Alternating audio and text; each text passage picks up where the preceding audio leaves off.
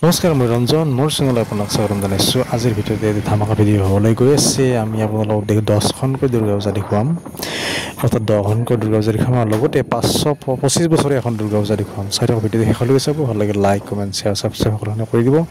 আৰু মই ইয়াতে লিখি দিছোঁ, ভিডিঅ'টোত আপোনালোকে চাব পাৰিব ক'ত কোনখন কি দুৰ্গা পূজা চালোঁ, গোটেইখিনি আপোনালোকে গম পাব। চাই থকা শেষলৈকে। এইখন পূজা আমি প্ৰথমবাৰৰ কাৰণে চালোঁ, বহুতেই ভাল লাগিল। আদাতাৰী মুকালমুৱা আদাতাৰীত থকা এখন পুৰণা দুৰ্গা পীঠ, অৰ্থাৎ দুৰ্গা মন্দিৰ। ইয়াতে আপোনাৰ সুন্দৰভাৱে পূজা অনুষ্ঠিত কৰা হৈছে।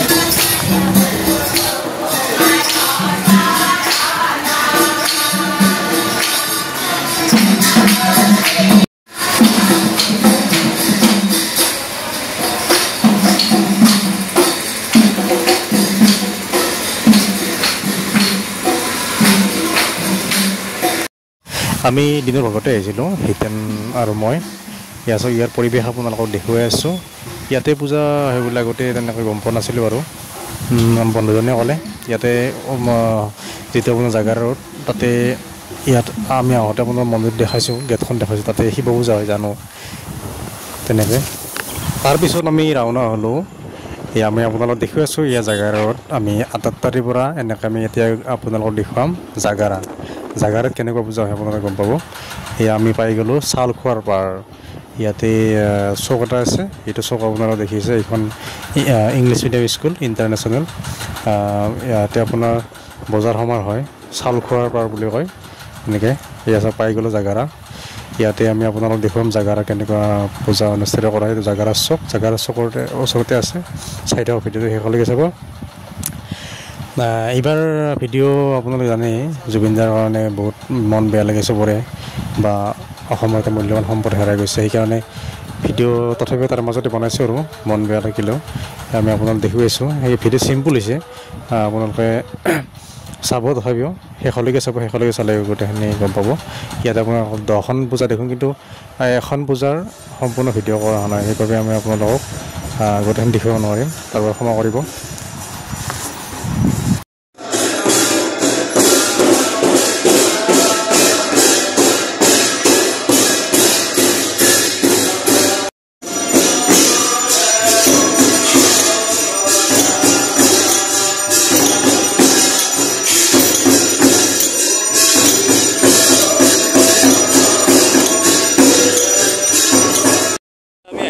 নদীৰ পূজালৈ, নদীত দুখনকৈ পূজা হয় দুৰ্গা পূজা।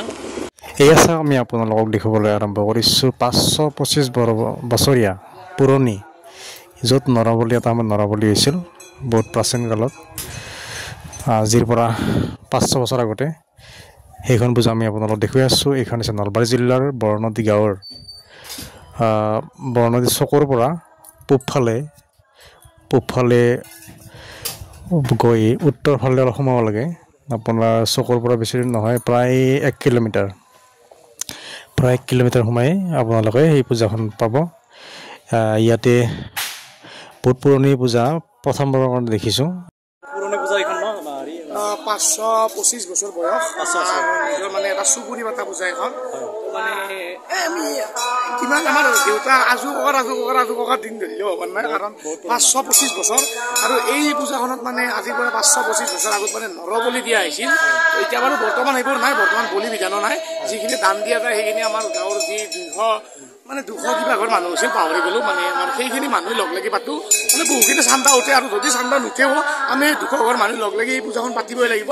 মানে আমি কাকো চান্দা দাবী কৰিব নোৱাৰোঁ যে ৰঞ্জন দা আহিছে কিবা এটা দিয়া, মানে নিচে দিলে দিব পাৰে, নিদিলে আমি পাতিব লাগিব। মানে পূজাখন তেনেকুৱা হয় নিয়ম। বহুত ভাল লাগে। কিন্তু মানে মই সেইখনত আহিছোঁ, তোমাৰ যিটো নদীৰ চকতে আছে যে বজাৰ।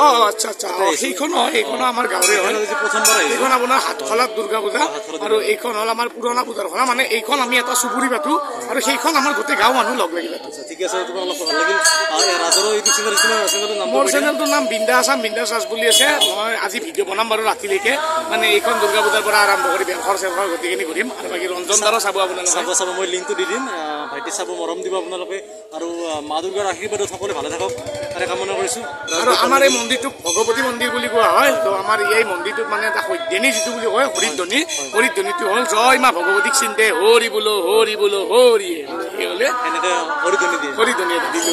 আৰু চবতছে আকৰ্ষণীয় বস্তু আমাৰ দুৰ্গা মন্দিৰৰ দশমী পূজা মানে দশমী পূজা যিখন আমি গোটেই চুবুৰীটোত যিটো আমাৰ যিহেতু মূৰ্তি নাথাকে আমাৰ অকল কলগছৰে বনা দেৱীটো থাকে সেই দেৱীটো গোটেই চুবুৰীটো ঘূৰাম মানে সকলোৱে ঘৰৰ সন্মুখে মানে কলপুলি পুতিব আৰু কলপুলিৰ দৰে ঠগি দিব সেই ঠগি দি আমি গোটেই চুবুৰীটো ঘূৰাই অৱশেষত এই ওচৰতে লাগি থকা পুখুৰীটোত আমি বিসৰ্জন দিম তো আহিব চাই ভাল নিশ্চয় নিশ্চয় আৰু মোৰ চেনেলত নিশ্চয় পাব আৰু মোৰ চেনেলটো চাব তেতিয়া গোটেই অসমীয়া নিয়মটো গম পাব চাব আৰু নদীত দুখনকৈ পূজা হয় এখন বহুত পুৰণি আৰু আনখন আপোনাৰ বজাৰত পাবই আৰু এইবাৰ পূজাৰ ভাইবছটো যদিও পূজা চাই আছো অকণমান কম যিহেতু জুবিন দা আমাৰ মাধৱৰ লৈ গ'ল গোটেই সাংস্কৃতিক অনুষ্ঠানো বাতিল কৰা হ'ল তথাপিতো আমি যিহেতু দুৰ্গা পূজা এখন মানে সাংস্কৃতিকটো হয় আৰু লগতে দুৰ্গা পূজা বুলি ক'লে কি ক'ম আমাৰ যাক আমি সদায় পূজো দুৰ্গা মা বুলি কওঁ তো আমি পূজা পাতিবই লাগিব তো সেয়াই আৰু যদিও মন চন ভাল নহয় তথাপিতো আমি পূজাখন পাতিছোঁ আৰু নিশ্চয় নিশ্চয় ঠিক আছে বহুত ভাল লাগিল এই চিগতে আমি জুবিনদাৰ চিৰন্তি কামনা কৰিছোঁ যিহেতু বহুত দেৰি হৈ গ'ল আৰু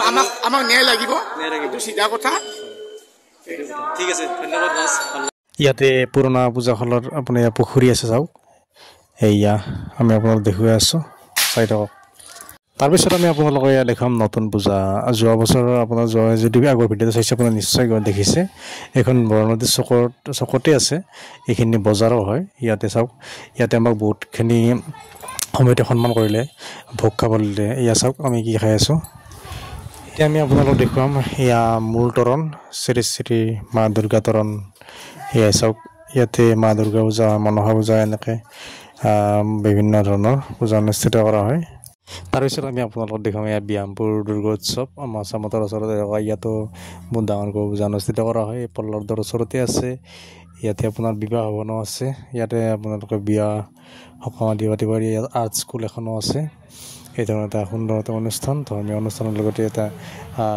সাংস্কৃতিক অনুষ্ঠান আছে ইয়াতে আপোনাৰ বিভিন্ন তাৰোপৰি বিভিন্ন মেল মিটিং এই ধৰণৰ কাম কাজবিলাক হৈ থাকে ইয়াতে আপোনাৰ এয়া চাওক কি সুন্দৰভাৱে নতুনকৈ বিবাহনৰ পিছফালে আকৌ এটা বিল্ডিং বনাই আছে ইয়াতে শিৱ মন্দিৰ বনাইছে বিভিন্ন এনেকৈ মা দুৰ্গাৰ মন্দিৰৰ লগতে শিৱ মন্দিৰ আছে এই ধৰণে ধুনীয়াকৈ ইয়াত পূজা অনুষ্ঠিত কৰা হৈছে অজস্ৰ মানুহ বহুত দূৰ দূৰৰ পৰা মানুহ আহি ইয়ালৈ আমি যিমানখিনি পূজা দেখুৱাইছোঁ প্ৰায়খনতে আহে এইটো দুৰ্গা মন্দিৰৰ কাষতে লাগি থকা ইয়াৰ মন্দিৰ বনাইছে ব্ৰহ্মা বিষ্ণু মহেশ্বৰ গণেশ বাবা আছে এনেকৈ তাৰপিছত আমি আহিলোঁ ককৈয়ালৈ এই চাওক ৰাতি আমি ককৈয়াত আহিছোঁ মোৰ লগত ৰাকেশ আছে সেয়া চাওক মোৰ লগত ৰাকেশৰ মই এনেধৰণে আহিছোঁ ৰাতি তাৰপিছত আমি এনেকৈ প্ৰথম দিনা আমাৰ হাফত হাফ পেণ্ট পিন্ধি দুৰ্গা পূজা চাইছিলোঁ সিতেন মই এনেকৈ অলপ প্ৰথম দিনা চালোঁ আৰু তাৰপিছত আমি গধূলি মল্ল শনীন্দ্ৰও আছে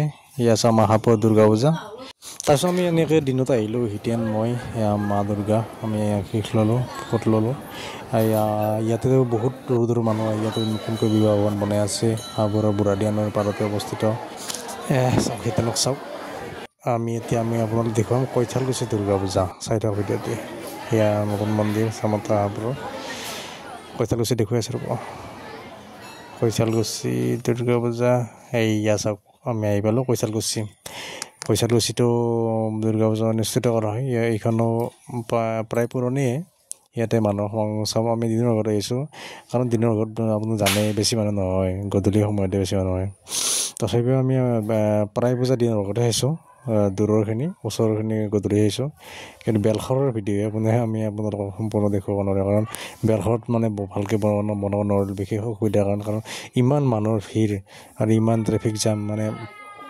ভিডিঅ' মোবাইলটো উলিওৱাৰ অসুবিধা হয় মানে বহুত মানে তথাপি এইটো বনাইছোঁ এয়া চাওক বেলশৰ কেনেকৈ আৰতি দি আছিল গংগা নদীৰ যিটো পাৰত আৰতি দিয়ে সেই তেওঁলোকক ইয়াতে মানে মাতি অনা হৈছে তাৰ কিছু সংখ্যক 3-4জন মানুহ তেওঁলোকে এনেকৈ সুন্দৰভাৱে আৰতি দি আছে এয়া আমি আপোনালোকক বেলশৰৰ দৃশ্য দেখুৱাই আছোঁ বেলশৰ দৃশ্য চাওক কি সুন্দৰভাৱে আৰতি দি আছে বেলশৰ যিটো বিলচৰ দেৱালৰ পাৰতে যিটো পুখুৰী আছে সেই পুখুৰীটোত এয়া আৰতি দি আছে বেলশৰ বুলি ক'লে আপোনালোকে জানে অসমৰ এখনেই বহুত পুৰণা মানে তীৰ্থস্থান এখন অৰ্থাৎ পীঠ ইয়াতে শিৱ পূজা বৰ্তমান মা কালী মন্দিৰো হৈছে ইয়াত গণেশ পূজা দুৰ্গা পূজা বিভিন্ন আছে বিষ্ণু ভগৱান বিষ্ণুৰ এটা মন্দিৰ আছে ইয়াতে বিভিন্ন ধৰণৰ আপোনালোকে আহিলে দেখিব বেলশৰ বুলি ক'লে অসমতে জানে আৰু সৰ্বজন বিদিত